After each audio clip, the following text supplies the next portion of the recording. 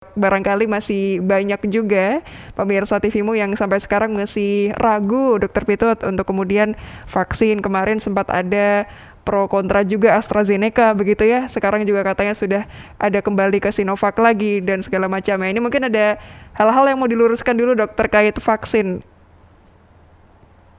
Iya, iya Mbak. Jadi memang kemarin itu banyak sekali apa namanya informasi-informasi yang beredar gitu ya. Mhm. Kembali lagi saya bilang tadi di segmen sebelumnya bahwa informasi itu juga masyarakat harus harus pandai dan cerdas untuk memilah dan Ya. memilih informasi-informasi yang beredar.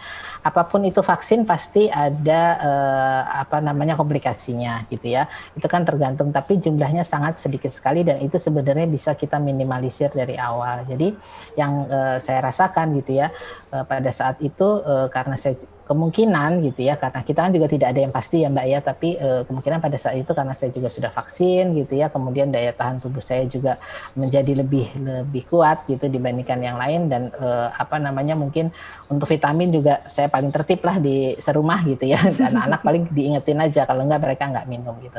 Nah untuk vaksin ini sekarang kan pemerintah sedang gencar-gencarnya untuk target untuk vaksinasi jadi memang apa namanya ya kami menyarankan bahwa memang ayolah kita vaksin gitu ya manfaatnya jauh lebih besar daripada efek samping yang akan dirasakan. Saya sendiri ketika vaksin yang pertama memang ada rasa ngantuk gitu Ya. ya sedikit demam tapi ya sudah itu kan memang efek yang umum lah wajar dari vaksin dan ketika vaksin yang kedua juga efeknya agak sedikit lebih berat jadi demamnya 2 hari kemudian pegel 3 hari tapi itu biasalah anak kecil juga kalau misalnya menerima imunisasi kan juga sama ya mereka Mhm. pasti ada rewelnya ada demamnya orang tua juga pasti sama tapi intinya vaksin ini kalau kita ingin segera bisa hidup lebih berdamai dengan COVID ini, salah satunya adalah ayo segera kita vaksin gitu. Jadi ya di sini saya menghimbau pada masyarakat gitu ya untuk ayo ramai-ramai mendaftarkan. Saya lihat sentra vaksin di mana-mana juga sudah banyak sekali. Iya. Mbak Konita sendiri sudah vaksin? Nah, ini masih menunggu giliran, Dok, tapi sudah daftar. Baik, Bismillah, semoga segera ya bismillah. Mbak ya, biar semua kita bisa Insya Allah. sehat gitu. Siap. Nah, ini juga yang terjadi juga di masyarakat, Dokter Pitut, sebagian ini masih kemudian pilih-pilih vaksin, Dok.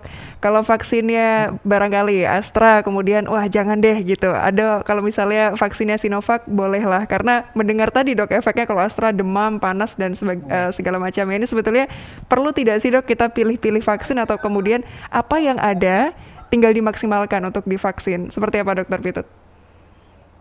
Iya, kalau menurut saya memang apa yang ada gitu ya Mm-mm. sekarang, memang satu sama lain tentu efektivitasnya berbeda gitu ya, apa namanya, tapi karena efektivitasnya juga lebih baik, tentunya efek sampingnya juga lebih ada gitu, kayak Ya. Astra gitu ya, tentu efek sampingnya juga mungkin sedikit lebih daripada Sinovac. Tapi efek samping vaksin itu kan sebenarnya sesuatu yang tidak perlu kita takutkan. Ya. Itu adalah suatu reaksi tubuh, bagaimana kita bereaksi terhadap vaksin yang ada. Jadi kalau demam, ngilu, apa nyeri dan sebagainya itu masih wajar lah, masih dalam tahap yang wajar. Toh juga ketika kita mau vaksin kita di screening dulu gitu Iya. ya. Kita akan di screening dulu, kita memang sudah sehat baru kita bisa vaksin.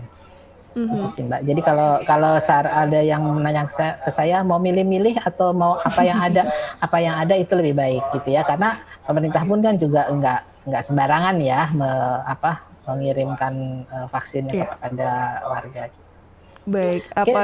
Mhm. ada satu lagi Mbak, hikmah Gimana? yang kepikiran sama Boleh, saya. boleh, silakan, Dok.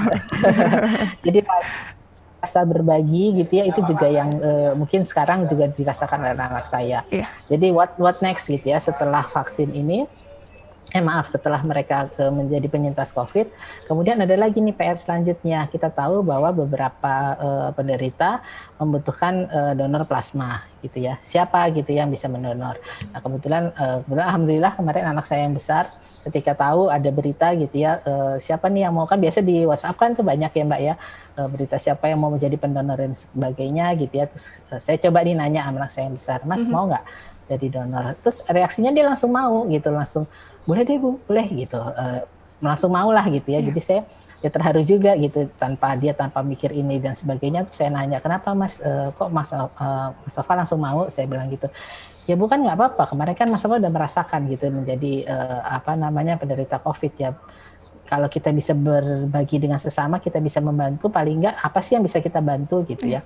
Ya itu yang bisa kita lakukan gitu. Nah, kemudian ya seperti itulah. Jadi anak-anak juga apa ya, saya melihat kepedulian mereka terhadap sesama itu juga menjadi lebih lebih tinggi gitu ya, bisa melihat bagaimana temannya sakit, bagaimana ada orang yang sakit, mereka juga pengen lah ada rasa untuk bisa berbagi gitu. Oke, berbagi juga akhirnya hikmahnya ya, Dokter Pitut Iya. ya, untuk kemudian dibagikan kepada sesama.